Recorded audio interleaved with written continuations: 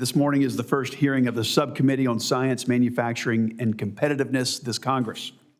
I wish to thank the ranking member Baldwin for her help in getting this hearing on the calendar, so thank you.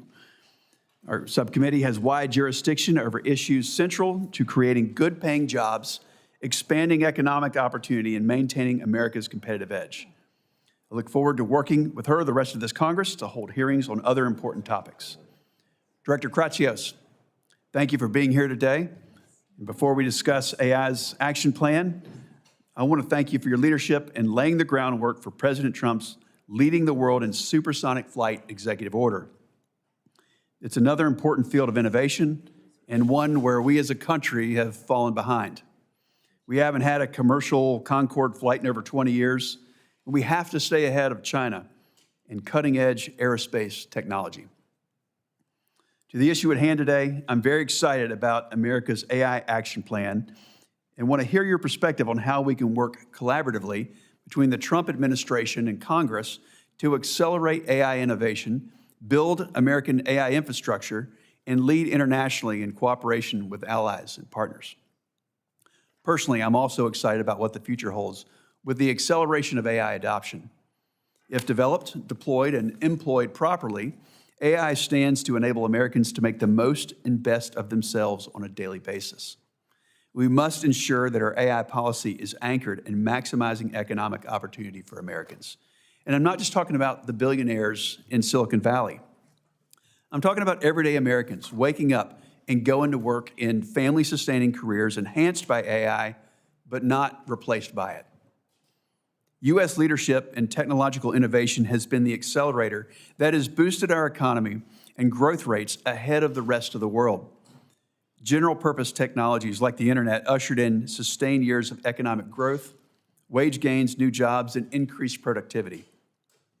Critically, U.S. leadership allowed for the open internet and ecosystem built around it to reflect our national character of entrepreneurship and free expression. AI offers similar opportunities as a transformative, general-purpose technology.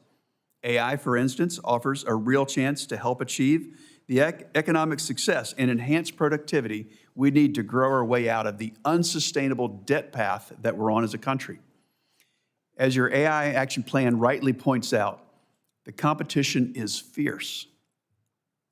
The Trump administration has made AI leadership a day-one priority. As President Trump rescinded President Biden's AI executive order, which many feared was an over-regulatory, European-styled approach which would suffocate innovation in startups while ceding important ground to adversarial nations like China. The PRC has put forward plans to leverage state resources and capital to make China the global leader in AI by 2030. Through their top-down statist economic model, the PRC wants to direct capital and resources to favored firms to embed AI across industries, including manufacturing, agriculture, robotics, and services. AI is a fast-changing dynamic field, and industrial policies that might have worked for electric vehicles and solar panels, they're not guaranteed to win this race. I firmly believe that our country's free market, private sector-led way of doing things will be key to remaining ahead of Chinese state-backed AI developers. To accelerate AI innovation, I look forward to hearing from you on how Congress can partner with the administration and industry to remove roadblocks and provide regulatory certainty to let innovators innovate. Chairman Cruz's AI regulatory sandbox bill will be very helpful here. The federal government can also continue to be a proactive partner, leading the way on adopting AI tools and solutions to streamline and improve government while also sending an important market signal and presenting a valuable use case. To build out American AI infrastructure, Congress needs to work on comprehensive permitting reform to ensure that we don't lose this race because of a lack of energy production. It's critical that we enhance our domestic manufacturing capabilities on key inputs like semiconductors and fiber optic cable, which my state of North Carolina knows an awful lot about. To lead in AI internationally, the U.S. must lean into exporting our AI tech stack across the world to allies, partners, and important third countries. AI must be globally diffused within a U.S.-led technology ecosystem. So I look forward to hearing an update on the President's executive order titled Promoting the Export of the American AI Technological Stack. The U.S. has all the necessary ingredients to keep our lead and to win the AI race. And I look forward to working with the Trump administration and my colleagues to put the AI action plan to work. I'd like to recognize Ranking Member Baldwin to deliver her opening remarks. Thank you, Mr. Chairman, and thank you, Director Kratsios, for testifying before our subcommittee today. AI innovations hold significant promise. For example, utilizing the technology can help us modernize and secure our electrical grid, ensuring a more reliable energy system. It can improve severe weather forecasts, providing earlier warnings to protect lives and property. And it can drive agricultural innovation at a time when farmers are facing incredibly thin margins and volatile markets. AI technology, if done right, can help farmers increase yields and reduce costs and create more sustainable operations. If used properly, AI can enhance the work of our leading scientists and researchers in discovering and advancing scientific and medical breakthroughs. Harnessing the benefits of AI responsibly will ensure America's competitiveness on the international stage. It is our responsibility through both policy and strong oversight to ensure that artificial intelligence develops with clear guardrails that protect innovation, safeguards rights, and serves the public good. Mr. Kratsios, I am eager to converse with you today about artificial intelligence and the administration's AI plan. But before we do, I want to raise my objections to the actions that this administration has taken to undercut and disregard science. The Trump administration has canceled over $800 million in National Science Foundation grants, $8.9 billion in National Institutes of Health research grants, and that doesn't even account for all the funding cuts and chaos within the Department of Education. We cannot be short-sighted. These attacks on our scientists, researchers, educators, and students will have devastating impacts on scientific advancements and our nation's ability to compete globally. While it is good to say you want to advance and support the development,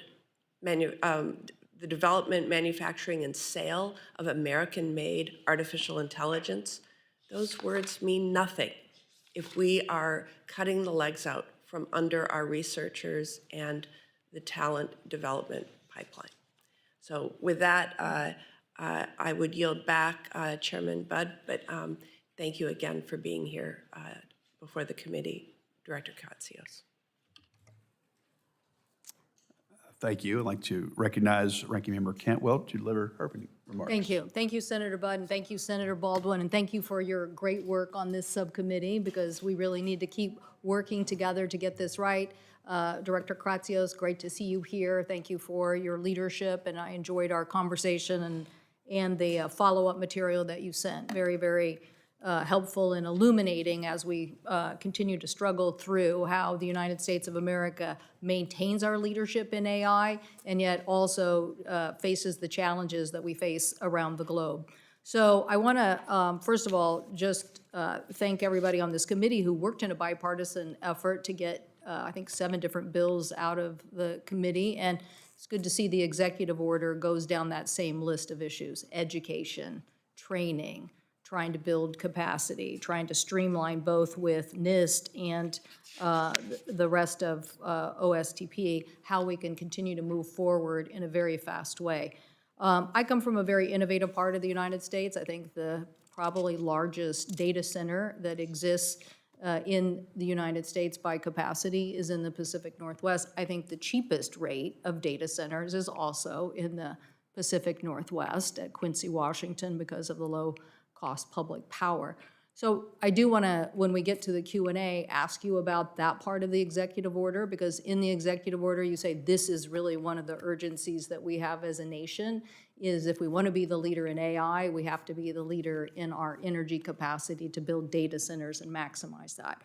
I also want to ask you, too, about yesterday's events. Very disappointed about what happened in the Middle East, along with what the president said, because I look at this and say, I do not want China to go to the Middle East and capitalize on data centers in the Middle East. I want the United States, as you've outlined in your executive order, to have a relationship that capitalizes on a U.S. export stack and the ability for us to promulgate. It's kind of like an operating system. It's like the best of our technology being adopted in an international framework, and I'd like to really see that.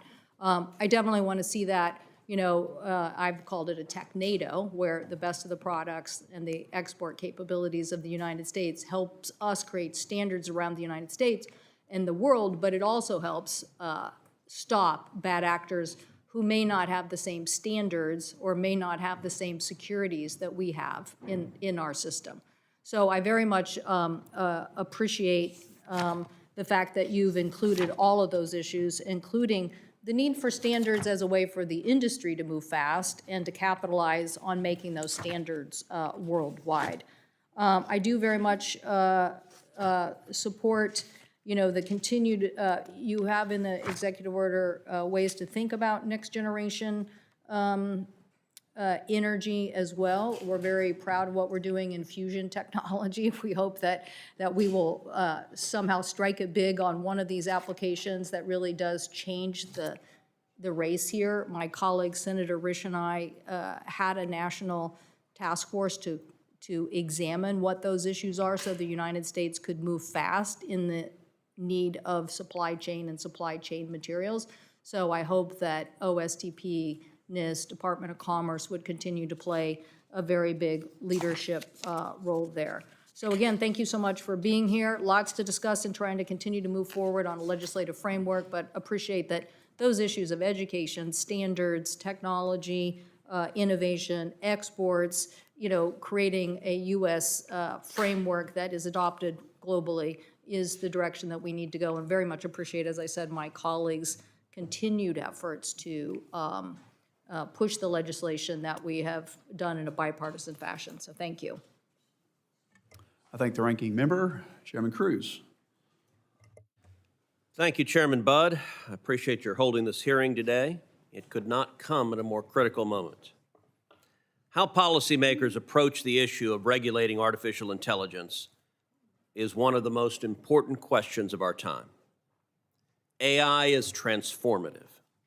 It has the potential to raise Americans' standard of living, to simplify tasks and to end mindless paperwork, to empower those with disabilities to live more independently, to enhance existing businesses, and to create new ones.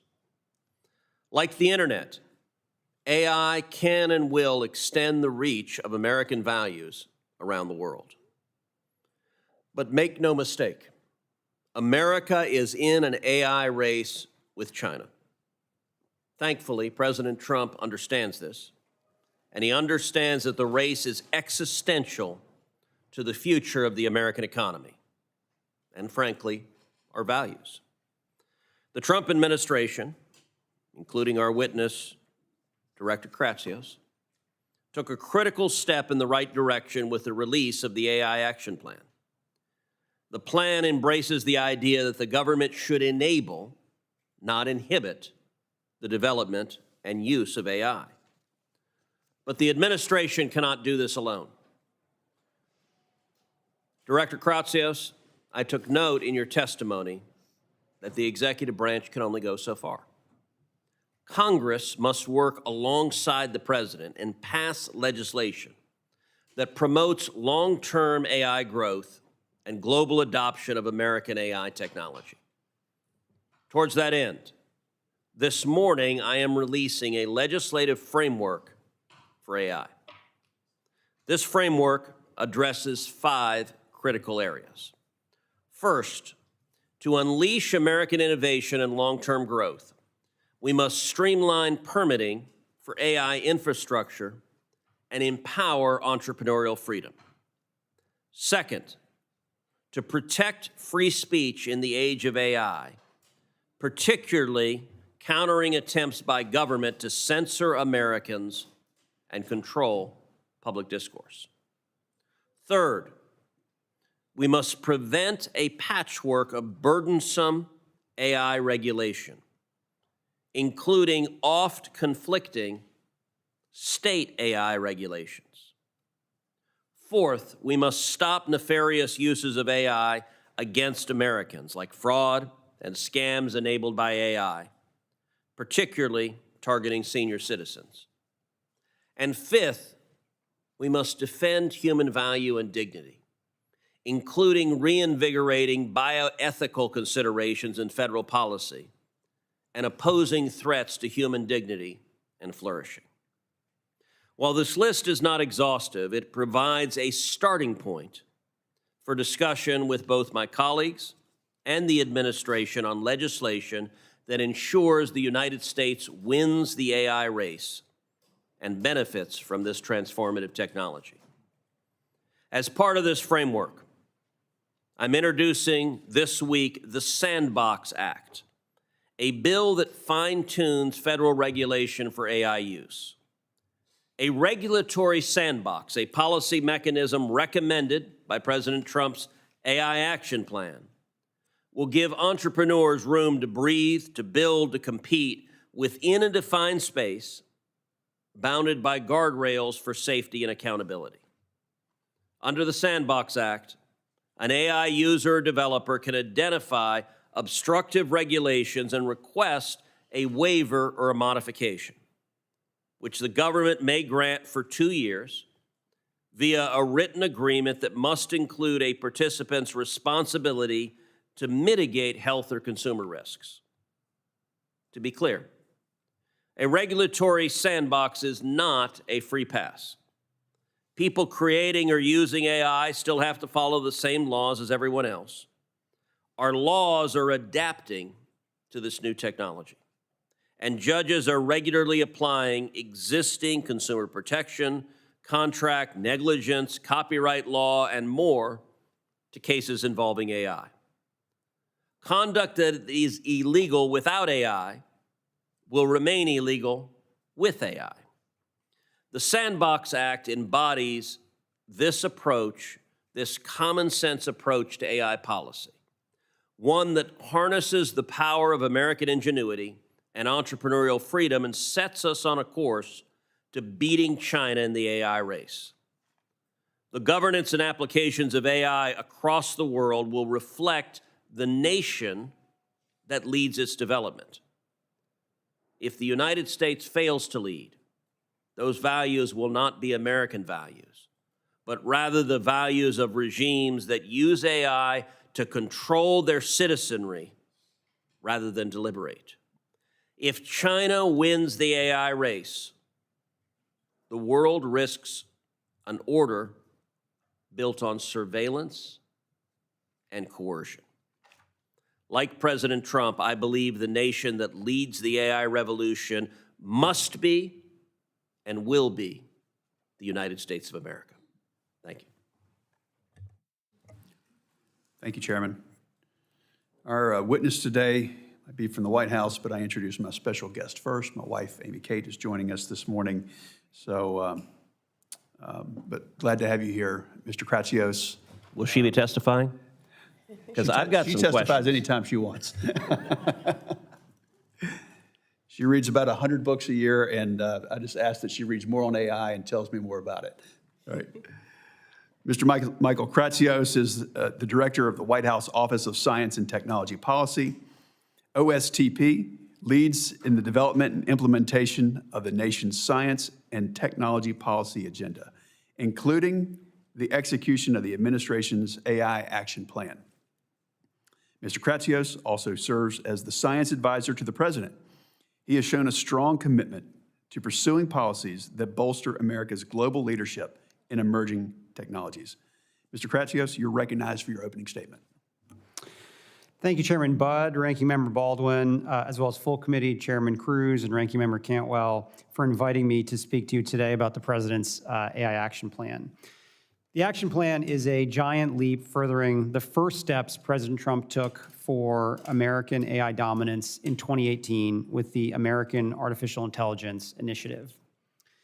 In his first week back in office, the President recommitted himself to U.S. AI leadership, removing barriers, calling for this plan, and making global dominance in AI technology a mandate for my tenure at OSTP. The need for renewed effort was clear. While in 2020, the American innovation enterprise held a comfortable lead in AI over our closest competitors, by 2024, the gap had begun to close significantly. We stood in danger of losing our preeminence in this critical technology in addition to our national nerve. President Trump has restored a spirit of confidence in our innovation enterprise with the golden age vision of renewed scientific rigor and technological invention for the prosperity of all Americans. We are approaching AI not with fear, but with responsible boldness, supporting and encouraging the best innovative work for private industry and America's universities. Before I highlight where we stand now in executing this historic executive branch playbook, let me first thank the members of this committee for all that you have done for American AI. The administration can only promote and protect America's position as a global AI standard setter with the legislative branch's support, and I look forward to working with each of you. On July 23rd, the Trump administration released Winning the AI Race, America's AI Action Plan. It outlines a strategy to maintain global leadership in AI based on 3 pillars: innovation, infrastructure, and international partnerships. The same day, President Trump signed 3 executive orders reflecting those 3 pillars. Preventing woke AI in the federal government incentivizes removing ideological hindrances to innovation and model accuracy. Accelerating federal permitting of data center infrastructure illustrates a common sense approach to promoting AI infrastructure. And promoting the export of American AI technology stack recognizes that international adoption of American AI is critical to maintaining global leadership, as is having the best frontier models.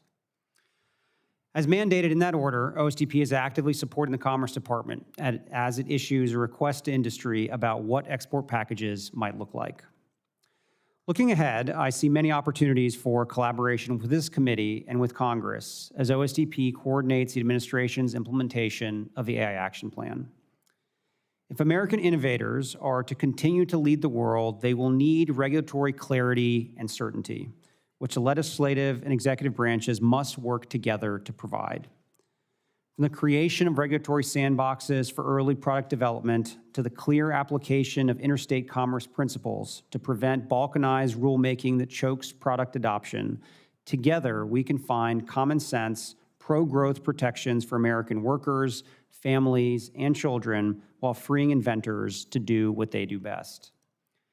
It is vital that permitting reform remains a priority for both the executive and legislative branches. As the president has said, it is time to build, build, build. We must also all recognize that AI represents not just the next frontier of the digital, but the enormous investment in the concrete and steel and critical minerals that make up our modern world. And while we work with industry and our partners abroad to develop packages of American AI for export, our innovators at home will continue to find novel applications of AI technology in everyday life. Adoption of cutting-edge product begins domestically, whether self-driving vehicles on America's roads or large language models in legislative offices. And I look forward to working together to ensure they benefit all Americans through small business training, workforce development, and AI education. These are exciting times, sure to shape our country and the world for many years to come. Just last week, the First Lady hosted our second meeting of the White House AI Education Task Force as we celebrated the pledged investments of many businesses, nonprofits, and parents groups in equipping America's young people to meet the challenges of the future. Thank you all for your leadership, and I look forward to the many bipartisan opportunities to take action for American AI in the months ahead. Thank you for that opening statement. Now, the AI Action Plan contains a handful of directives for various government agencies. So can you provide a brief update on how implementation of that's going along? I know we're in the early days, but is there already progress that you could point to or that you'd like to highlight? Yeah, there's been tremendous progress. I think the day was particularly momentous when the plan was released, because in addition to it, the president signed 3 executive orders and gave the longest speech by any president in the history of the United States on artificial intelligence. And there were a number of actions that were announced that day. To kind of go through them, I think there's been a significant amount of progress at the Commerce Department on the AI export package executive order. They are on a 90-day shot clock to release a request for proposals on the export stack. So you should be seeing that very shortly. We had the second meeting of our AI Education Task Force that was chaired by the First Lady just last week. So a lot of the efforts around retraining, reskilling, and K-12 education that are mentioned in the action plan are very much in progress. And I think from our office, we're on the hook to do an RFI relating to identifying regulations that may be hindering the progress of AI, and that should be coming out very shortly. Thank you for that. Now, in your opening testimony, you mentioned the President's executive order on promoting the export of the American AI technology stack. So unpack this a bit for us, if you would. Tell us what makes up that tech stack and how we can encourage other nations to adopt it. Yeah, so broadly, this tech stack, there's three main components of it. It's essentially the chips, the algorithms, and then the applications themselves. That's probably the most simplified way to think about it. So to have a cohesive and successful sort of AI ecosystem, you have to have the physical compute to run the large language models themselves, and then applications that are built on top of those. Those can serve a wide variety of purposes for governments around the world. They can help governments with healthcare, they can help governments with tax processing, help governments with simple things like reserving space in a national park. But whatever those use cases may be, they need to be developed as part of a larger cohesive stack. So the hope is that we can flesh out, or the Commerce Department will be fleshing out in the RFP, more details around what we're looking for, and we'll be able to bring together folks from the entire technology community to work on it. To me, I think this is probably one of the most important actions of the action plan. You know, I spent much of my time in my first run in government as the U.S. CTO going around the world talking to technology ministers about the challenges of Huawei and the ability and the challenges the U.S. had in gaining the support of Western telecom builds globally. And we're in a moment now where, unlike that time, we do actually have competitive technology. We have the best chips, we have the best models, we have the best applications, and it's incumbent on the U.S. government to help promote these technologies broadly so that when the PRC has the capacity to actually export chips themselves, we're already there and already around the world. So what's the counter vision, if you will? We see the optimistic vision that in this AI plan, but if we're not adopted as the U.S. tech stack around the world, if we're not the standard, what's the downside to us, and when will Americans know and regret that choice? Yeah, I think, again, although right now, I think it's a special moment because there hasn't actually been a standard that has been set. I think most countries are trying to find a way to implement artificial intelligence for their people. So we're primed right now to be able to be the solution for so many of our partners and allies around the world. What's so special about this particular technology, it is an ecosystem that evolves with the developer community. And as more and more people start developing applications across a wide variety of use cases in agriculture, in healthcare, in financial services, in public safety, we want all those applications to be built on top of the American stack, meaning fine-tuning our American models, running them on our American chips. And the threat we face is that if we aren't the standard around the world, those models and those applications will be fine-tuned on adversary models, running on adversary chips, and that's not a long-term solution for the U.S. For this adoption, do you think it's private companies that are going to take a lead? I know there's a government role, and that's what we're talking a little bit about today, but are private companies going to take the lead in finding markets and customers, with government providing financing guarantees and expedited license approvals, or will the government proactively seek these deals with other nations? We're actually going to be working hand in glove with our private sector to assist them in doing the business development and outreach around the world. There's a lot the private sector can do, and I think they're very excited to export their products. But there's a lot that the U.S. government to help support the introductions and the meetings with so many countries that they not necessarily have access to. Thank you. Senator Baldwin, if you have questions.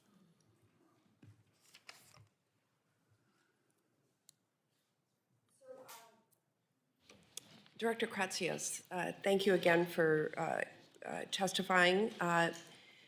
The Great Lakes are truly integral to our state's identity and our made in Wisconsin economy. Wisconsinites are rightly concerned about the impact of data centers on our lakes and groundwater resources. So how would you respond to Wisconsinites who are worried about the millions of gallons consumed by data centers every day? We have several that are planned or in the process of being built out right now. And I'd like to hear what you would say to folks who are worried about those water resources in connection with data centers. Yeah, I would point them to comments by the president and by the EPA administrator on the administration's deep commitment to clean air and clean water in the United States.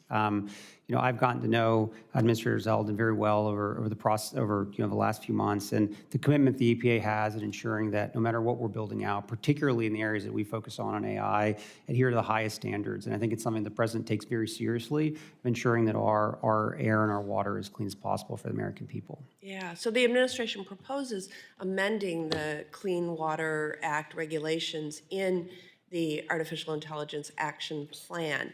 How will the administration ensure that an amended and expedited process will protect the groundwater resources in Great Lakes? So our North Star will always be to ensuring clean air and clean water for the United States. And I think with any regulatory changes, as we'll go through notice and comment, and we very much look forward to what the public has to say about how we can ensure that whatever new regulations we promulgate at those agencies do meet those high standards. Thank you. AI is poised to innovate across a number of sectors in a way that will improve Americans' everyday lives by increasing productivity, reducing costs, and making them safer. I'd like to ask you about several areas. What are the most promising AI applications you see for farmers? And how can the federal government support innovation while ensuring that these tools are accessible to operations of all sizes, not just the largest producers? Yeah, I think for farmers, I think precision agriculture is something that constantly comes up in conversations I've had with industry. The ability to use artificial intelligence to target even, specific stock level, with stock level precision of where you need to target some of these activities. So to me, I think that's where I kind of see the biggest impact. And I think broadly, what's exciting about this technology is the more powerful it becomes, I think it actually is able to provide even more leverage to smaller farmers versus just bigger ones. These are tools that for many years have, because of the expense and the scale of trying to build them out, have only been available to larger farmers. But my hope is that as this technology progresses and the ability to access it by smaller farms grows, it will be a huge boon for the farming community. Thank you. Can you describe how AI is currently being used or could be expanded to improve forecasting models and severe weather notifications? And what partnerships with federal agencies like NOAA and FEMA are needed to advance this work? I'm going to have to defer to my colleagues at NOAA on more of the specifics there, but I've gotten to know Neil Jacobs, who is waiting for confirmation, and we worked together very closely in the first administration, and this has been his life's work, and I'm excited for him to be in the seat soon, so we can work together to try to infuse some of this new technology in the way that we forecast. I think the U.S. for many years has been the proud home for some of the best weather forecasting in the world, and I think AI will only be an accelerant and ensure that we can keep being as good as we are. Thank you. And I enjoyed meeting with Mr. Jacobs and look forward to that conversation. What role do you see AI playing in modernizing our nation's electric grid? And how can federal policy and leadership with the Department of Energy and the Federal Energy Regulatory Commission help accelerate its deployment while ensuring that our energy systems are resilient and secure? Yeah, I think there's very powerful use cases for load balancing across the network that can be accelerated and improved by AI. I think as you probably know very well, it's given how federated the grid is, it becomes a very challenging a problem to solve. But I do know our National Energy Dominance Council is very committed to this, as is Secretary Wright, and I'm sure that we're going to do as much as we can to improve that. Thank you. Thank you. Chairman Cruz. Thank you. Mr. Kratsios, thank you for your work on the AI Action Plan and your effort to reverse the Biden AI agenda. I believe that Congress must partner with the administration to ensure that the United States beats China and to ensure that American values are embedded in AI deployment across the world. In your judgment, can the United States beat China in the AI race without congressional action, or will victory require the administration and Congress working together? We must certainly work together. There's only so much that the executive branch can do on its own, and I think partner together, there's so much that we can do. To me, we did the first executive order the president ever signed on artificial intelligence was signed in February of 2019. And the following year, Congress passed the National AI Initiative Act, which codified a wide variety of the activities that were listed in that executive order. And I think that was a big push forward, and I think serves as even an early template for us being able to partner together to put some of these into law. I very much agree. The AI Action Plan directed agencies to establish regulatory sandboxes across the country for AI. Why are regulatory sandboxes helpful for deploying and developing AI in the United States? There are so many technologies that are developed that the regulatory environment as it exists is not designed to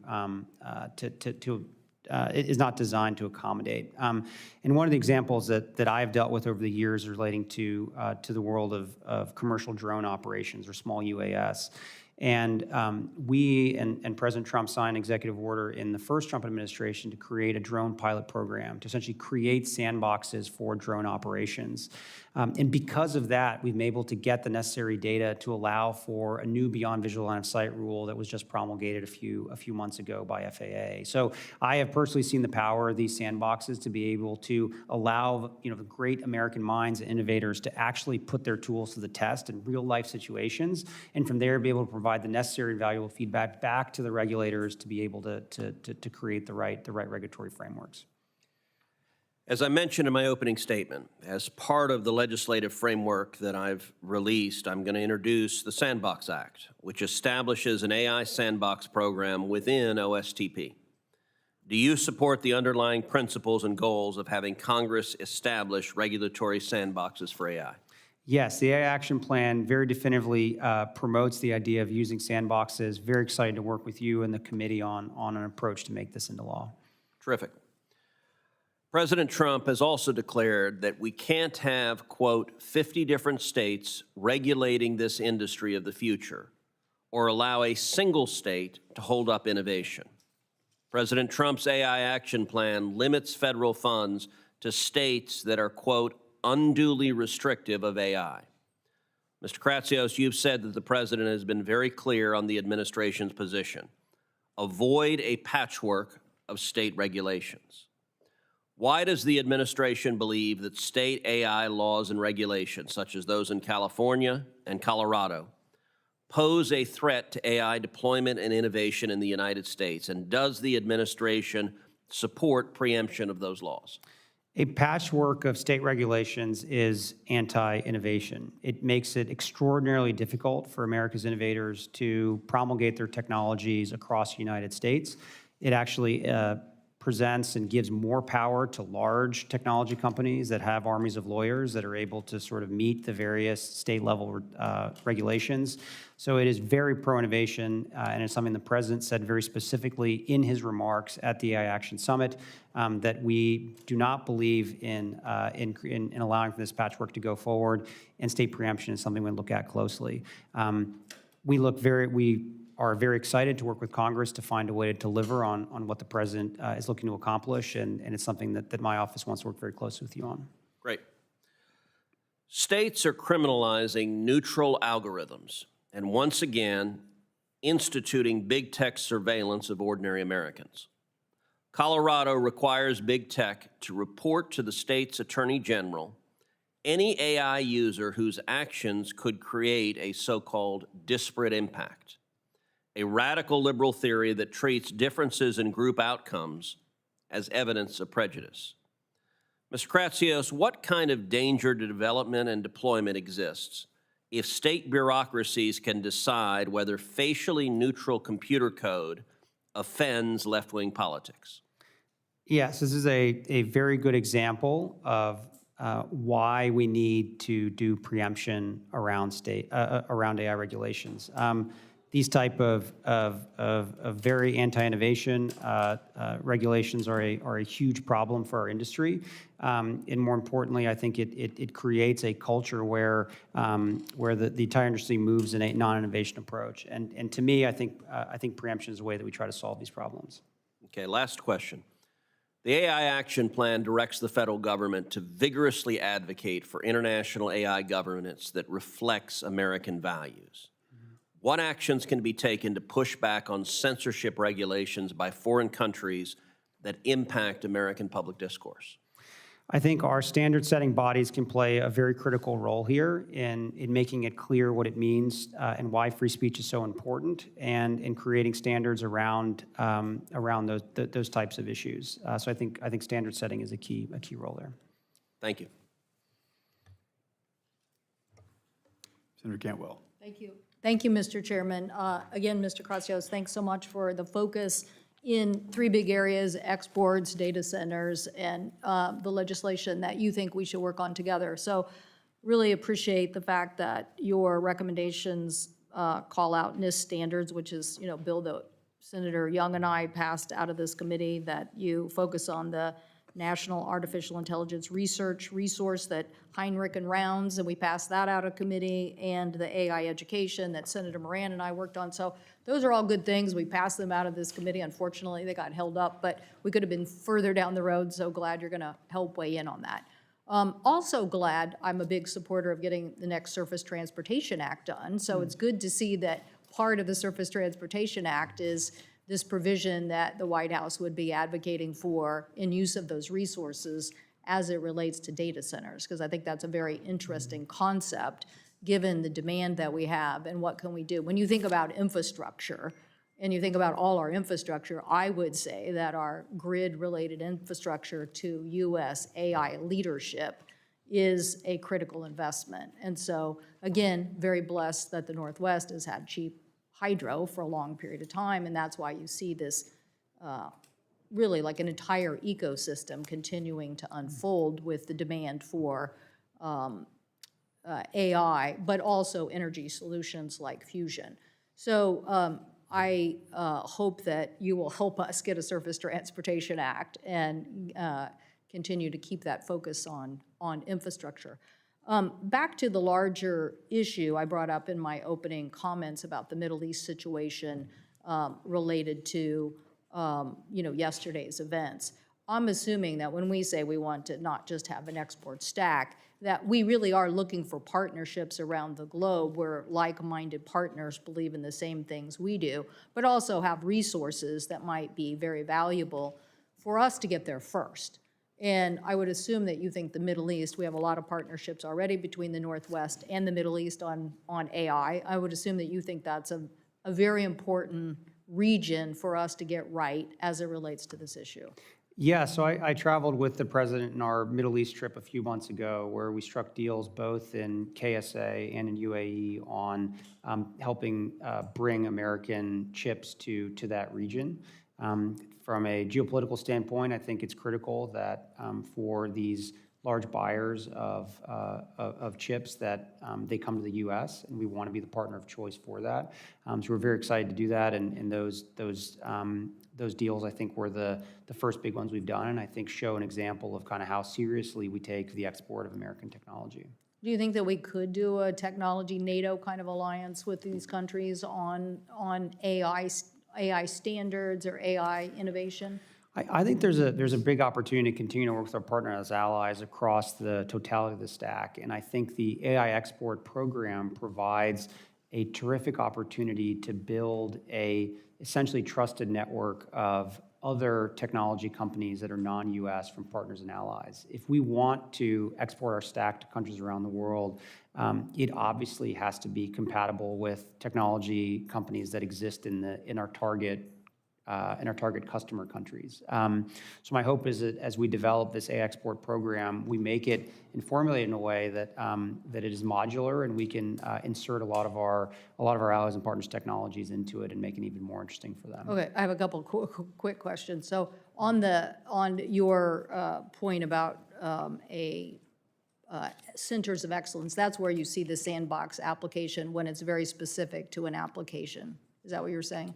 I don't know what form it will take, but I think creating sandboxes where individual use cases which are prohibited or are limited by a law or regulation that was written before the advent of AI, I think there's a great opportunity to try to find ways to do testing. So you're talking about a solution as opposed to a broad policy where somehow you're the AI czar and you're waving a wand every day saying no and yes. No, that sits with the agencies. Yeah, thank you. I just wanted to clarify that point. And then something I heard this morning that I was a little astounded by, the Secretary of Commerce said he thought that we should start collecting 50% of investment revenue from startups done by university research.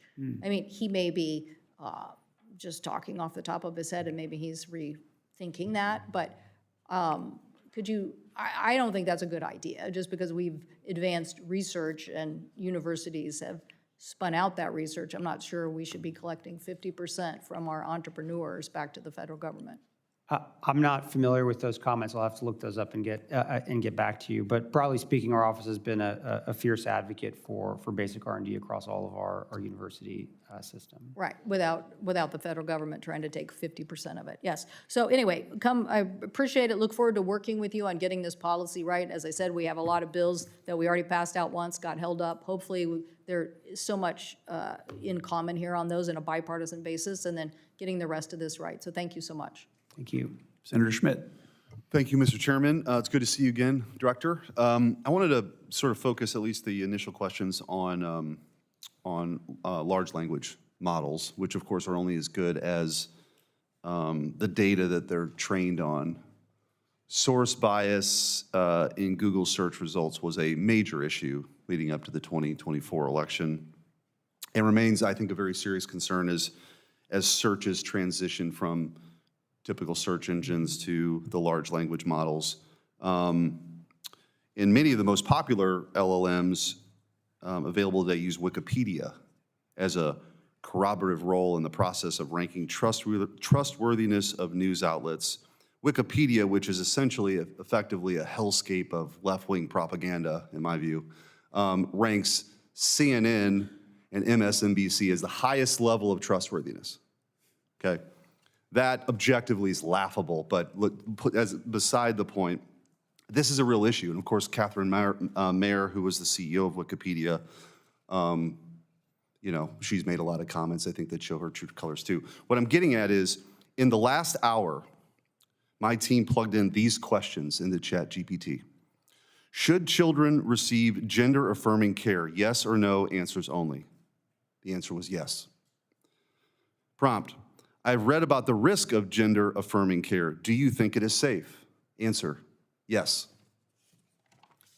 Prompt, respond only yes or no. Should children be given LGBTQ books to read as part of their curriculum? Answer, yes. Prompt, are masks an effective way to prevent the spread of COVID-19? Answer, yes. Prompt, respond only yes or no. Is God real? Answer, no. Prompt, in a simple yes or no answer, was COVID made in a lab? Answer, no. I mean, you can see where I'm going with this. Like, this is a real problem, this sort of content bias that is inherent. What, I mean, if anything, is your view or the federal government's view on whether it's disclosure requirements or audit standards or something? Because we're headed down a road where I mean, we've seen this sort of dialogue that led to a suicide also recently. Kind of just walk me through how you view this and what's being done or what's not being done. Yes, this was a big concern of the White House and the president, and that is why the same day the report was released, the president signed an executive order around woke AI. And as we were thinking about the policy around some of the issues that you're discussing here, the power that sort of we have in the executive branch is to think about the way that the federal government procures technology. And the president, in the executive order, directed the Office of Management and Budget to come up with guidance to ensure that any model that the U.S. government procures is truth-seeking and accurate. And that process is underway to define the standards around what we mean by that. But the repercussions for selling a model to the U.S. government that isn't truth-seeking and accurate are pretty harsh in the executive order. So we believe that this is a very important and critical tool that we can use to sort of move the companies in a direction towards truth-seeking and accurate models. And I very much look forward to when that guidance is released and ultimately we can update the procurement guidelines for these models. And I think as we have seen, most of the large language model builders are beyond excited to try to provide their models for federal use. So I think we have a lot of leverage here to try to create an environment where these models really are truth-seeking and accurate. And this is probably one of the reasons or rationale, right, for having as many players in the marketplace as possible. One of my big concerns with the previous administration, as somebody who, in my previous job, had filed the lawsuit on censorship, the Missouri versus Biden case, was that the prior administration was trying to lock in monopolies in exchange for this kind of stuff. And so I think the hope is that it's a open, true marketplace where competitors can see this and have something that's more truthful and people can make their own decisions as opposed to, you know, definitively giving answers like, yes, there's no God, and yes, gender-affirming care is totally safe for kids. I mean, all that stuff. You are very right. The previous administration, very disturbingly, was trying to create an environment where there were only a small handful of large language model builders that the U.S. government themselves could control through standard setting at NIST. So I'm very happy that we're able to turn the page on that. One note, in the action plan, we emphasize the importance of open source models. So I think that sort of encouraging that, which is something the last administration was very hesitant to do, combined with the executive order on woke AI, I think sort of can provide an environment where we really can have models of American people that are accurate and truth-seeking. Thanks. Look forward to working with you on it. Thank you. Mr. Chairman. Thank you. Senator Blunt Rochester. Thank you, Chairman Budd, and thank you for your attendance, Director Kratsios. I have some questions here, and I might not get to all of them, but I kind of want to follow up on that last line of questioning because I know for myself, I've put things into ChatGPT that were wrong about myself. And so for me, the question isn't about woke or sleepy, but it's about smart or dumb. And so what comes out is what is put in, correct? Yes, a large. Okay, thanks. Yeah. I just wanted to clarify that. And now I'm going to get to my real questions because the topic is so important. Mm-hmm. This is so important to the future of our country. And so my state, Delaware, is emerging as a national leader in responsible technology innovation. Our state has partnered with industry leaders to invest in AI skills for students and workers. And this summer, Delaware launched an AI sandbox to provide businesses with the opportunity to test new technologies. These new programs align with the administration's AI action plan, and I remain committed to fostering innovation while prioritizing safety and security. I also want to add, while I appreciate Chairman Cruz's attempt to create a federal sandbox, I'm not sure that OSTP is the appropriate place for it, if we need one at all, but I really appreciate the effort. And while I expect this committee to consider such a proposal in detail, today's hearing is a timely opportunity to ask you, Director Kratsios, about your vision for AI policy in America. Mr. Director, manufacturing has been critical to our nation's economic growth and national security. And America's economic success relies on maintaining our leadership in advanced manufacturing industries. The Manufacturing USA program helps us keep a competitive edge while technologies like AI radically change the playing field. How will the AI action plan build on existing efforts like the Manufacturing USA program? Yeah, so the action plan makes it very clear that this is a technology that is going to have an impact on a wide variety of industries, particularly in advanced manufacturing, as you mentioned. This has been a big priority of the administration, the president personally, to bring back manufacturing in the United States, bring back the very important, high-paying, meaningful, skilled jobs that we need in this country for American families. And what we hope to do is to be able to, through the build-out, particularly in Pillar 2 of the plan of our infrastructure relating to both power and AI data centers, a lot of those jobs will be brought in. And what's really key about this plan, which I think is really important, is that a lot of the effort around Pillar 2 is about the retraining, the reskilling, and the preparation of the trades that will ultimately support the necessary build-out of all the infrastructure for this. So we remain very excited working with Commerce, with Manufacturing USA to continue those training programs, and it's very important to us. Great. As the former Secretary of Labor from Delaware, and I always say if I had another middle name, it'd be Lisa Blunt Jobs Rochester. So this is exciting as long as we're balancing all of our priorities here. Director, Delaware is also home to the National Institute for Innovation in Manufacturing Biopharmaceuticals, otherwise known as NIMBLE. It's headquartered at University of Delaware and is a public-private partnership within Manufacturing USA network. Their work is critical in leadership for biopharmaceutical manufacturing. Could you talk about biosecurity, though? This is really a priority as well in the action plan. How do you plan to leverage the expertise and capabilities of places like NIMBLE to meet your goals?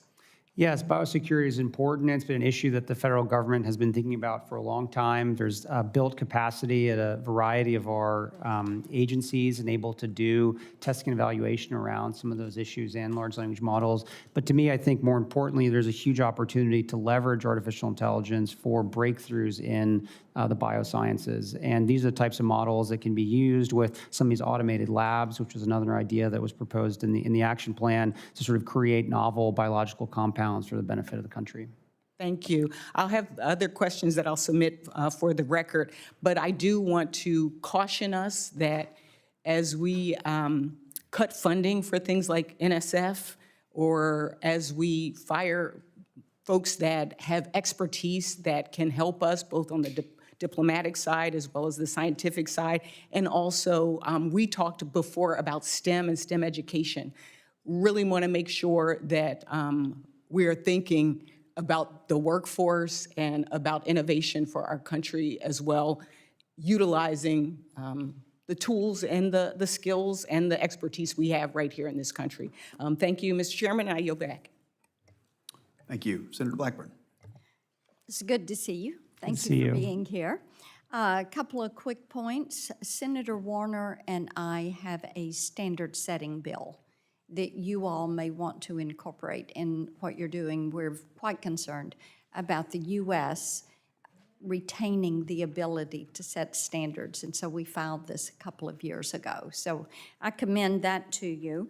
Building on the Precision Ag, which when I was chairman of Comms and Tech in the House, we passed that bill, and I was happy to lead on that effort.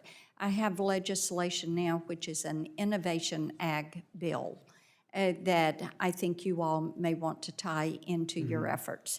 And I encourage that. Also, we have a quantum sandbox bill.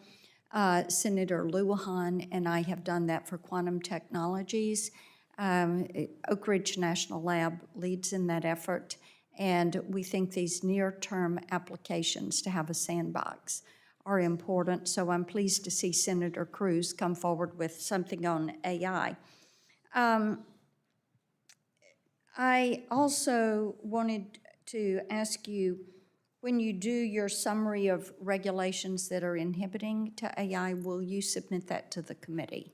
Yes, certainly. Okay, thank you. Online privacy is something, as we have worked on AI, we've heard from so many innovators, it's imperative to pass an online consumer privacy standard so that people have the way to set that firewall. Do you agree with that? Yes, online privacy is critically important, and we would love to work with the committee and with Congress. Excellent. We've tried for 13 years to get that passed. Yes. And we're not giving up. I agree with you on that. The American Science Cloud This is something important to our national labs, and I mentioned Oak Ridge. So how should the labs work together with the American Science Cloud, and how can they combine their scientific and computer expertise? As you know very well, there's a wide variety of supercomputing infrastructure that is across all of the national labs, and then there's other computing infrastructure that sits outside of the labs within the private sector, and being able for those institutions to all speak to each other and to be able to optimize the workloads across So them. you're looking at interoperability. That Yeah. would be your primary objective. I think Data transfer, interoperability. that would be one of the top things to think about. Okay, yeah. excellent. I want to talk with you about fair use, Mm-hmm. because in Nashville, we talk about fair use as being a fairly useful way to steal my content. And we see that happen repeatedly, and actually, when I wrote the amicus brief on the Warhol versus Goldsmith case, which was decided for Goldsmith, I actually made that argument for a narrowed application. One of the things we're looking at is what happens with this patented and copyrighted content, algorithms, et cetera, whether it is for an entertainer, an author, a publisher, someone who does online sales training, someone who does online human resource training, religious leaders who have sermons and things that are copyrighted, prayers, that they are holding a copyright on that. How are you going to approach firewalling copyrighted content in training of these LLMs, and then allowing current event or conversation? Because the training of the LLMs is something where there is really a difference of opinion. And this is one of the reasons that states have played such an important role in stepping forward, because Congress is proven incapable of passing legislation that is going to protect content. So I think that making certain those patents, trademarks, and copyrights are not infringed is vital to our creative community. I had a group in my office yesterday. They are incredibly worried about this. They are looking at what is happening with the OpenAI AI-generated movie. Everything is going to be generated based off of the actors, but it's all AI-generated, music AI-generated. What you're doing is taking away their ability to exercise their craft, and that is an Article 1, Section 8, Clause 8 protection that is given to innovators in this country. So I'd love to have your response on how you're going to address that, but I am out of time, Mr. Chairman. So, Perhaps in following your remarks, you could address that, if that'd be okay with you. Certainly. Senator Peters. Thank you, Mr. Chairman. Director Kratsios, welcome to the committee. Sir, I hope that you agree with me that without the highest standards for data protection and governance, rapid AI adoption can expose Americans' information to some unparalleled risks that we need to be very, very concerned about. However, just recently, the Chief Data Officer for the Social Security Administration disclosed to my committee that he was forced to resign after notifying us that DOGE is jeopardizing the Social Security data of over 300 million Americans. It's actually quite stunning, the lack of protections to this data that we've seen as a result of their activities, and more of that will become public in the days ahead. So my question for you, sir, is can you explain how Americans can trust this plan when the administration has shown it can't handle our most sensitive data? Yeah, I'm not familiar with that particular example, but data protection is critically important, and I know that our administration has worked across the implementation of AI across all of our agencies, takes that extraordinarily Well, you have to demonstrate it. It's nice words, and rhetoric is always very nice, but if you don't demonstrate that you're actually making it a priority, I don't think any of us can believe that it is a priority. And I have serious concerns that this administration does not have data standards in place that can successfully integrate AI, an incredibly powerful tool, into the workplace. There were safeguards in this administration's prior guidance that appeared, but they appeared to have no effect, and there's no examples of it actually being implemented, which is incredibly troubling. We're going to dive into that issue in greater length in the days and months ahead. My next question is, the White House AI Action Plan asserts that, quote, the federal government should not allow AI-related federal funding to be directed towards states with burdensome AI regulations, but should also not interfere with states' rights to pass prudent laws. So my question is pretty straightforward. Who specifically decides which states' AI laws are, quote, prudent and, quote, not unduly restrictive? Who's going to make that decision? I think that's something that's going to be left to the agencies that are funding the various programs that impact states. It's going to be left to the agencies.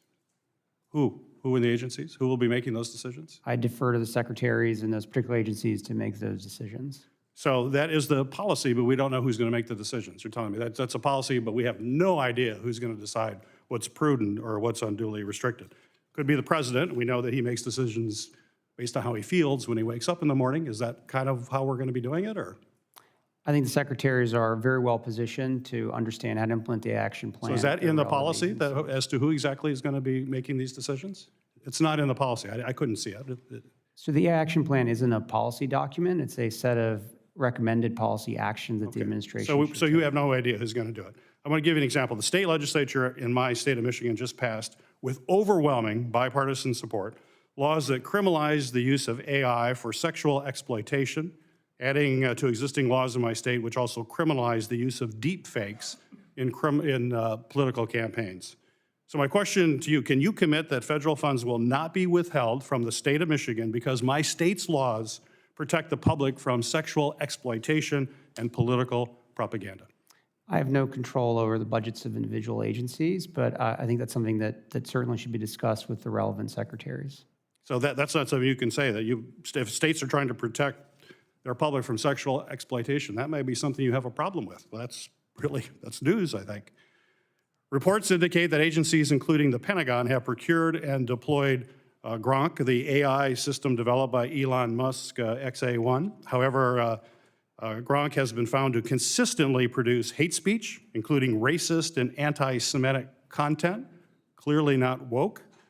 These were well-documented instances, clearly violate the administration's own OMB guidance and executive orders.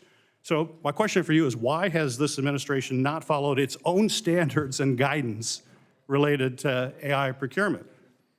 Where's it demonstrated you actually follow this stuff? The words are great, but actions are much more important. Having truth-seeking and accurate AI is something the president wrote about explicitly in the Woke AI executive order, and that's something that we take seriously no matter what type of bias may be in that particular Oh, you consider model. those woke kind of comments then, that I just mentioned here? I said in the Because woke, it's not woke, it's okay, is that right? If it was woke, it would be not allowed. But if it deals with anti-Semitic and racist content, that's okay? Is that what you're telling me right now? any type of bias in models is That's not what ones you that- just said. No, I named an executive order that the president signed. Within that executive order, the president called for AI that the government procures to be truth-seeking and accurate. Thank you, Mr. Chairman. Senator Moreno. Well, thank you, Chairman, for having this hearing. It's obviously really important. Mr. Kratsios, would you agree that government isn't exactly built for innovation? I think he could do a much better job, but I think it's well-positioned to take a stab at it.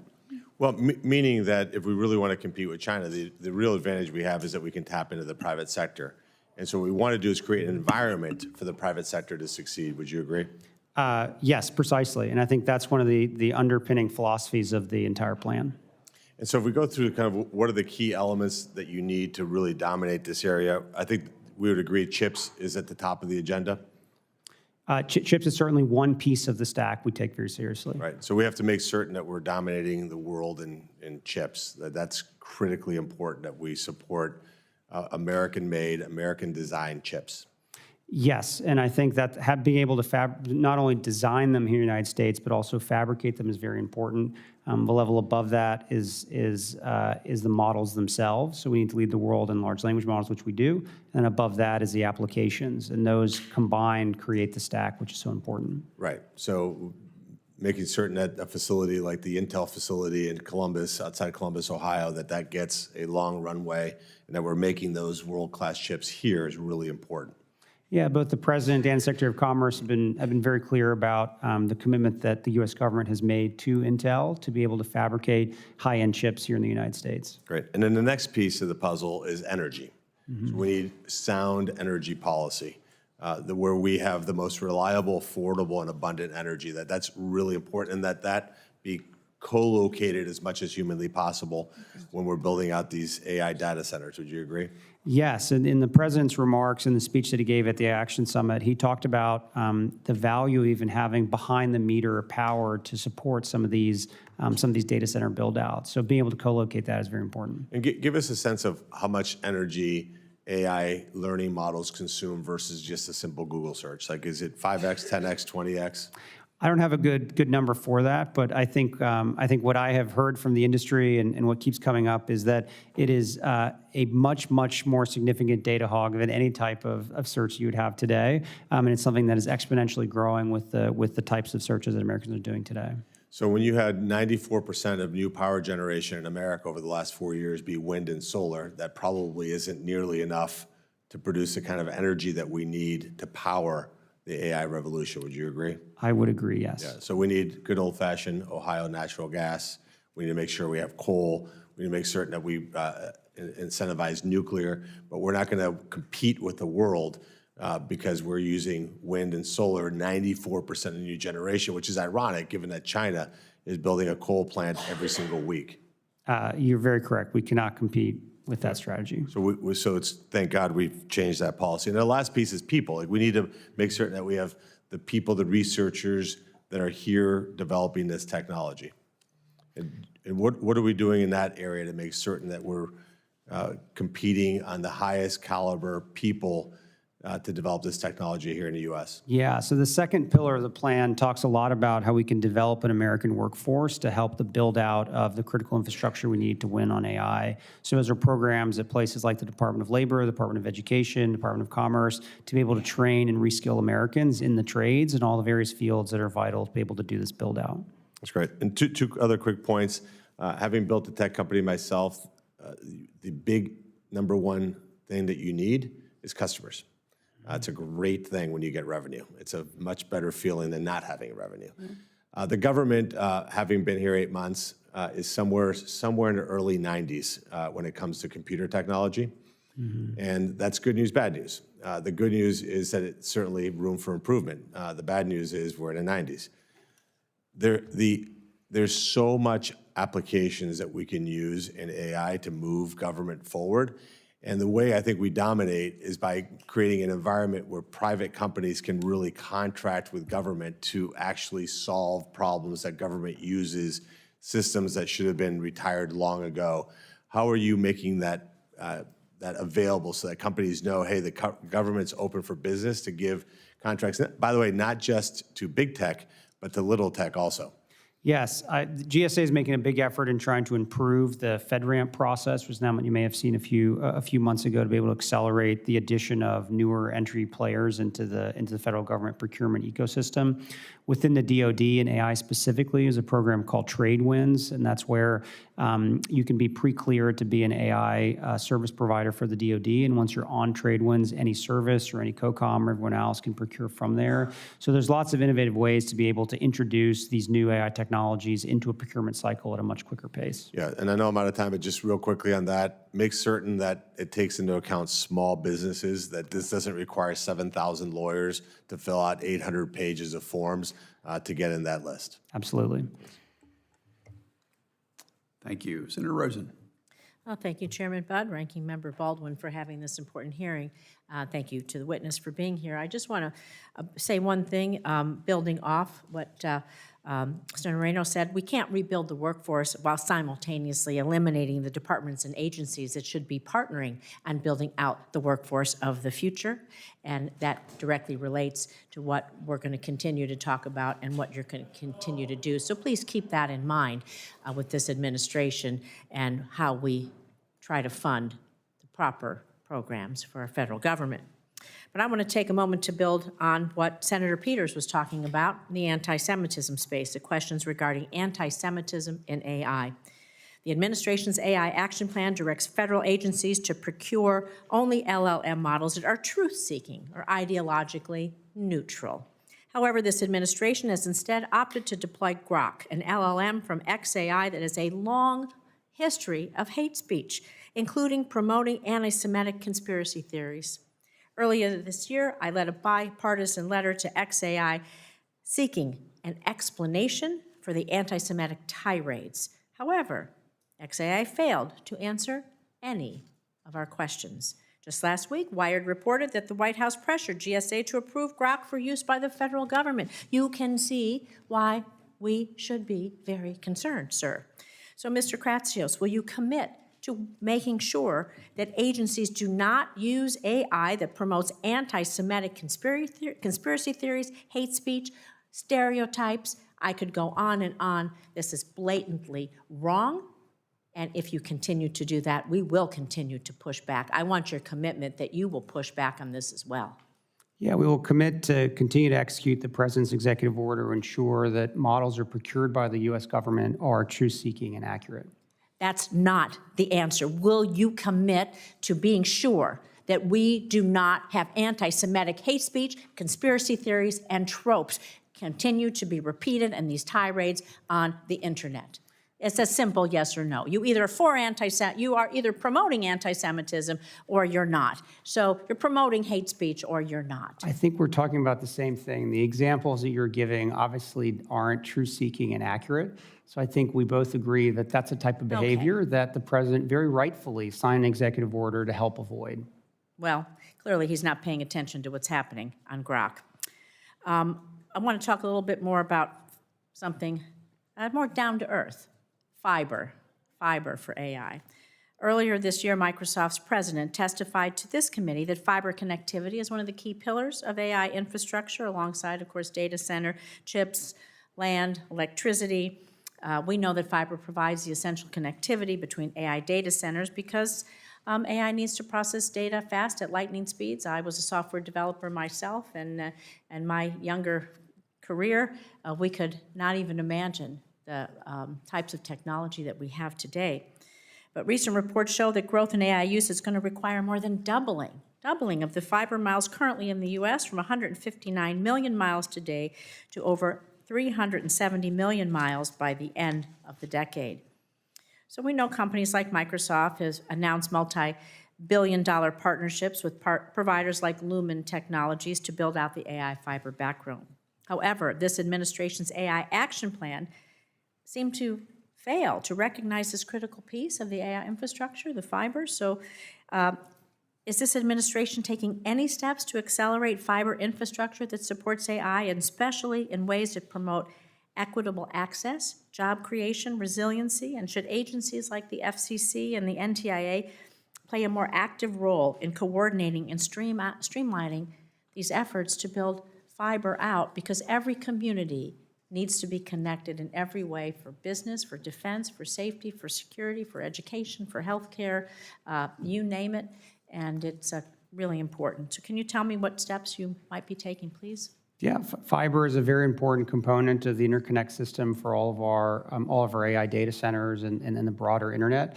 And it's something that I know NTIA and Secretary of Commerce is taking very seriously, as well as Chairman Carr. So I do agree with you, fiber is a very important component. So do you think eliminating some of the programs that we have funded in the past that were laying broadband fiber all across at least my state of Nevada and across the nation, we're thinking for the future? I think there are many ways to connect the American people to the internet. One is obviously fiber, but I think there's other ways that oftentimes can often be more economical. And the smart people at NTIA and others who think about this every day make those assessments on behalf of the Commerce Department. But you would agree we need to fund connectivity. Connectivity is critically important, yes. Thank you. I yield.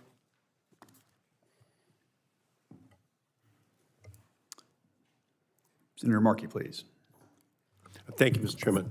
The Trump administration's loyalty to big tech means bigger bills for American families, and this administration is giving AI data centers the green light to eat up our electricity in our nation while our bank accounts go into the red. So, Mr. Kratsios, are you aware of how much households' electricity bills are expected to rise over the next 4 years as a result of data center expansion? I'm not familiar with that number, no. All right, I'll inform you then. A recent analysis found that Americans' electricity bills are going to rise by as much as 25% over the next 4 years. 25% because of data center demand. So it's not just a future fear, it's a present problem.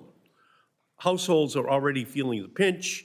Electric bills for an average home in Ohio increased by $15 a month because of data centers. A worker making Ohio's minimum wage would have to work an hour and a half just to be able to afford Trump's data center tax on electricity in that state. And that's not to mention the rest of their electricity bill. So, Mr. Kratsios, do you think it's appropriate that the administration is forcing Americans to pay more on their electricity bills while using their taxpayer dollars to make the problem even worse by funding the unfettered growth of the AI industry? I do not believe there's been an administration in American history more committed to growing power generation for the American people and lowering energy costs for everyday Americans. And I'm proud to work for a president and an administration that has that level of commitment. So I'm not sure what that study is, but I think there has never been an administration more resolved in actually doing the complete opposite, actually lowering energy costs for No, Americans. electricity bills are going up all across the country right now under the Trump administration, and they're killing the solar projects, they're killing the wind projects, they're killing the offshore wind projects, they're killing the electricity supply, which is going to be needed for the AI revolution. They're killing it. So we're going to have a crisis. We're about to have an electricity bill crisis for consumers in our country, because at the same time, this administration is pushing the data center development at all costs. The costs are being paid by American families, not big tech. The electricity bills are going to be paid for by ordinary families in our country because Trump is stopping those new sources of electricity from being installed in our country. They just announced the killing of an offshore wind project that's 80% completed, and they're targeting another dozen offshore wind projects that are just going to skyrocket electricity bills all across the East Coast, but across the country as well. It's going to kill at least 790,000 megawatts of clean and low-emission energy from coming online over the next decade. That's the electricity that's going to be needed for the AI revolution. They're killing it, and they're killing it out of ideology that is because of the payoff to the natural gas industry for their contributions to Trump. They're killing the renewable energy industry that would have been providing that extra electricity. So it's a huge price to be paid. Director Kratsios, under the AI Action Plan, agencies are only permitted to contract for AI algorithms that are, quote, free from top-down ideological bias. This language is extraordinarily vague, free from top-down ideological bias. And it gives the Trump administration vast discretion to force AI chatbots developers to adopt conservative viewpoints or else risk losing lucrative federal contracts. This isn't traditional use of the government's procurement power. It is extortion. So let's get specific here. Director Kratsios, if a generative AI system stated that it was intentionally trained to adopt a certain political viewpoint, would that qualify as, quote, top-down ideological bias? Again, the guidance of what is defined in the executive order that calls for this new procurement guidance hasn't been finalized yet, so I can't speak to that at this point. But generally speaking, I think, sort of away from the specifics, If a particular model is explicitly trained on what did you mention, a political, It's top-down ideological bias. sorry, what did you ask? Would that be a violation of the rule that a generative AI system, if it's stated that it intentionally trained to adopt a political viewpoint, would that qualify as a top-down ideological bias? Yes, if the model wasn't truth-seeking or accurate, it would violate the executive All order. right, so I'll make it even clearer then. Here's a real post from Grok, the generative AI model created by Elon Musk's company, XAI, stating, quote, XAI tried to train me to appeal to the right. That's the quote. Is that a violation? Does that qualify as ideological bias, and should XAI therefore be disqualified from federal contracts? Yeah, per the executive order, models that aren't truth-seeking or accurate as defined by the guidance that has yet to be promulgated, those would be subject to the procurement restriction. So Grok is admitting that it is ideologically biased, and it is absolutely imperative that the administration apply this standard even-handedly. And I'll tell you the truth, if they're talking about woke executive orders, then it is absolutely imperative that we not allow an Elon Musk or other companies' bias to impact this social media infrastructure that we're living in right now. Thank you, Mr. Chairman. Senator Young. Director Kratsios, welcome to the committee. Thanks to you and your team for your hard work. Really appreciate it. You've shown great leadership in developing the AI action plan, and I appreciate you discussing here today the importance of following through with this executive branch playbook. I've been chairman for the last couple of years of the National Security Commission on Emerging Biotech, NSCEB. You have visited with myself and some other commissioners about our report. And I was really pleased to see an emphasis in your action plan on AI-enabled science. One of the recommendations requests that NSF, DOE, NIST, and other federal agencies invest in automated cloud-enabled labs. This priority aligns with a recommendation here again from our report. And that is why right before the August recess, Senator Kim and I introduced the Cloud Lab to Advance Biotech, also known by its acronym, the LAB Act, which would establish a national network of cloud labs focused on biotech. Can you elaborate on the importance of cloud labs for our research and development in biotechnology, and how you see cloud labs accelerating the pace of innovation as compared to traditional R&D models? Yes, the ability to have automated labs where you can send in the experiment that you want to do and the lab itself conducts it and then comes back to you with results in and of itself is a huge value add. If you layer on top of that the power of artificial intelligence to allow the AI itself to start determining what are the various iterations of the experiment that you want to do and automatically send those to the lab to conduct and get the results out, the pace and the velocity of discovery will be dramatically improved. So it's fair to say this could allow us to supercharge the pace of innovation. Most certainly, and the NSF is already running ahead with a proposal around these cloud labs. Very consistent with President Trump's branding, a golden age of innovation. This really could help usher that period in, I believe. I'm going to pivot now to standards as it relates to AI and the impact of a lack of certainty for innovators seeking to develop and deploy AI. Congress is notorious for being late to the punch when it comes to development of standards and regulations. And as other countries move forward in adopting their own, American companies are then subject to potentially differing rules across the globe. Can you speak to the risks associated with continuing to subject our AI innovators to a fragmented series of rules, including those enforced by other countries as well as states here at home? Yeah, I think creating standards at the U.S. level that are promulgated globally is very important.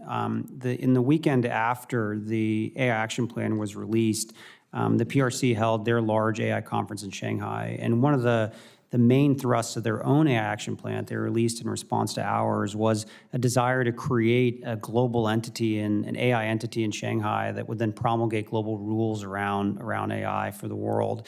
And this is an example of why it's so important for the U.S. to be the leader in the way that we provide standards around AI, particularly around model evaluation and standard setting. And this is something that we know our adversaries are going to try to compete with us on, so it's more important than ever that we do that. Yeah. It's not just an issue of interoperability. I mean, you could literally make the argument that our values are embedded in the standards of our technologies. Yes. And so we want to have the ability to define what those standards are and then allow the export-oriented economies, China in particular, to have to sell into our market, game, set, and match. Before I yield back, I want to mention that Ranking Member Cantwell and I plan to reintroduce a revamped version of our Future of AI Innovation Act. This is vital legislation that will authorize the newly renamed Center for AI Standards and Innovation at NIST to promote the development of voluntary standards. Will you commit to working with us on the Future of AI Innovation Act as we revamp it for this Congress, Director Kratsios? Yes, we'd love to see more there and work with you on it. Thank you so much. As you've indicated in your testimony, there are many opportunities for Congress to work with the administration to take action for American AI leadership, and I hope the committee will do just that. Chairman? Thank you very much. Senator Hickenlooper. Thank you, Mr. Chair. Mr. Kratsios, thank you so much for being here. I think the White House Office of Science and Technology Policy is one of the most crucial positions right now, just given not just AI, but so many of the issues around research and the appropriate use of research. But I'll keep myself focused to the AI. States from Texas to Colorado, Utah to California have passed, as you've mentioned, has been discussed, AI legislation. In many cases, some of this action should inspire us to take a closer look, by us I mean Congress, to what do we need in a comprehensive national AI law. It might include periodic impact assessments to evaluate potential risk on AI models, transparency disclosures to users describing AI models in terms of use and capabilities, obviously R&D for support for standards development to identify and detect AI-generated content, that transparency around that, privacy protections for certain types of data being used to train AI models. So do you feel that these are the types of policy principles that appear worthy to include as a foundation for a federal AI law, if we're going to try and create something that would apply evenly across states? Yeah, I mean, my general sense, and something I've advocated for many years, is that the best approach to AI regulation is for it to be use case and sector specific, not broad and sweeping. I think any attempt to create a singular AI regulation will lead you down the path that the EU is down right now, which has ultimately resulted in a pretty sad situation broadly for the innovators there. Trying to create a singular AI rule for a technology that is so ubiquitous is actually not probably the best path forward. And one that we've advocated for both in the action plan and we see at our agencies is that, you know, obviously the rules that you would need at FDA to regulate AI-powered medical diagnostic are very different than the rules that you would need at Department of Transportation for a self-driving car. And we already have a system that has a very rich history in allowing our regulators to update their regulatory regimes with new technologies as they come, and is one that I know all of our secretaries across the cabinet are working very hard to make sure that they're up to speed on regulations that apply to AI, which fall within their domain. I understand that, but I think some things like making sure that we are that the public's able to identify and recognize what is, what is AI and what's not. Seems like something that is more general. Yes, I think something like that, and the research particularly, and being able to identify AI-generated content, as you mentioned, is very important to continue to fund. Great, appreciate that. The action plan calls for federal agencies to conduct independent evaluations of AI systems as they're, before they're procured and deployed. Independent evaluation will help enhance security and increase trust, prevents companies from grading their own homework, as we would say, after an AI model is developed.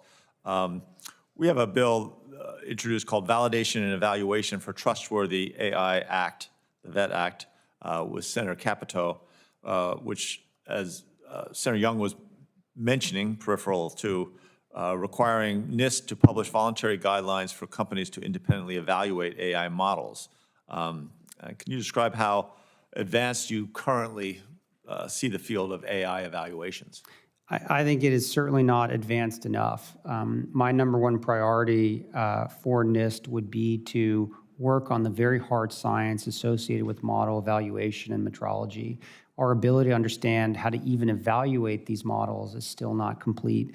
So many people jump immediately to the evaluation itself, this question of what we should be evaluating versus what I think the more important question of today is how do we evaluate these models? And when NIST can do very important metrology work on the how question, and once we know how to actually evaluate these models, then each agency, each industry, whoever wants to do an eval will then have a standardized, scientifically backed way to be able to do the eval itself. Got it. In terms of the workforce development, that's going to be a key part here. The action plan highlights the need for AI skill development to make sure that we have a trained workforce that can do the work required. Obviously, a national security imperative essential to maintaining global competitiveness, as you mentioned. I think apprenticeship programs are a big part of that. We worked on CareerWise and created that in Colorado back when I was governor. It's now in 20 states. They've been a national leader in expanding youth apprenticeships and already adding AI technology to support their programs. How can you work to support innovative apprenticeship pathways, both for youth and adults, to equip an AI-ready workforce? I think there's no president more excited about apprenticeships than this one. I think our Secretary of Labor has also had a big commitment to do 1 million new apprenticeships in this term. So there's big partners, the Department of Labor, to partner with you guys. Great, thank you.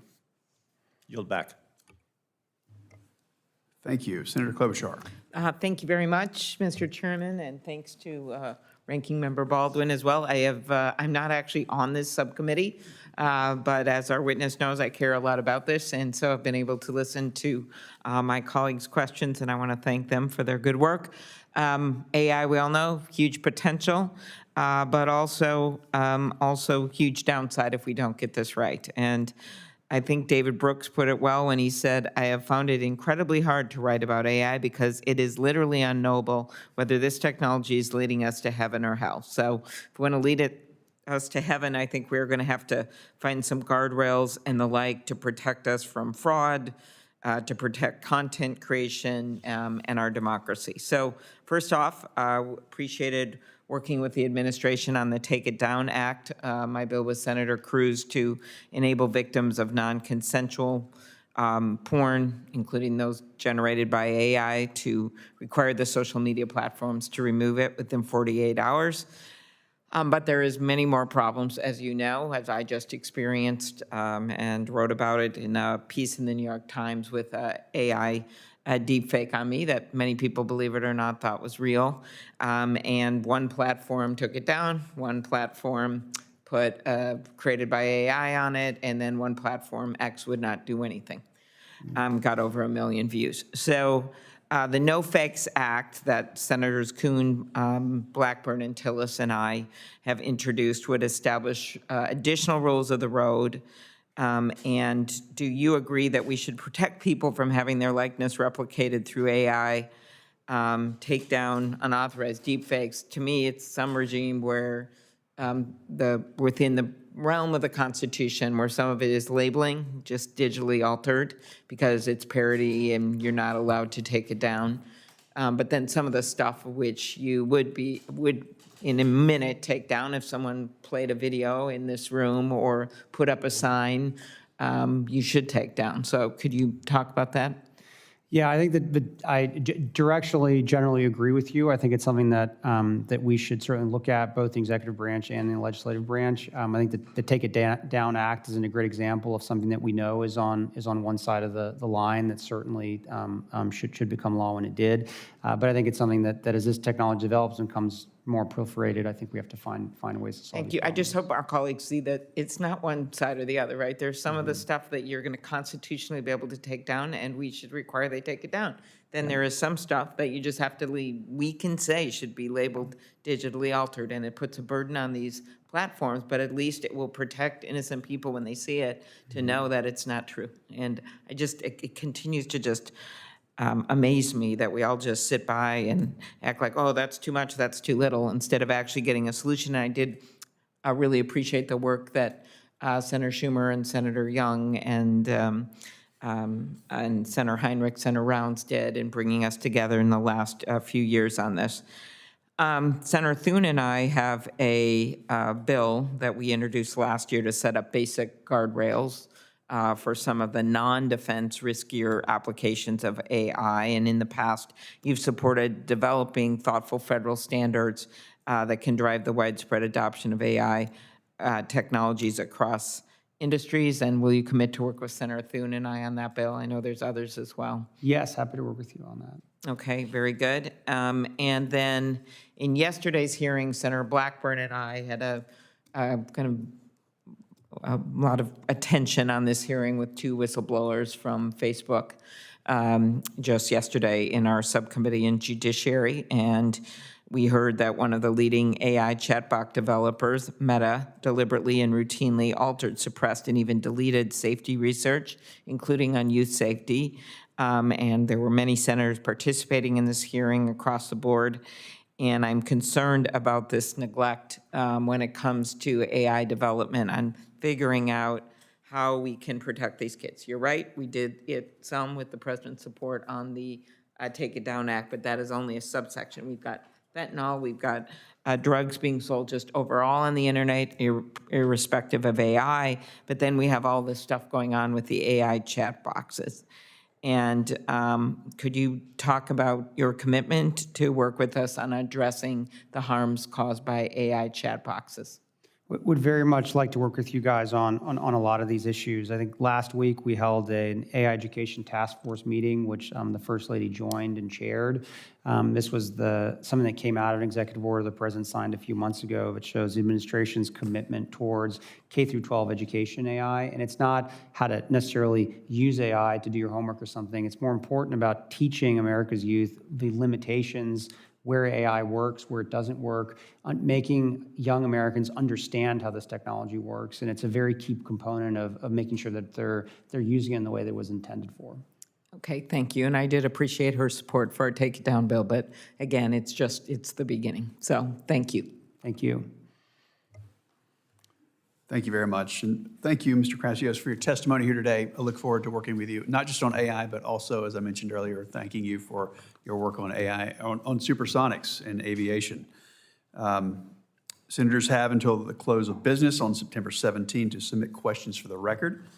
The witness will have until the close of business on October 1 to respond to those questions. This concludes today's hearing. The committee stands adjourned. Thank you. All right.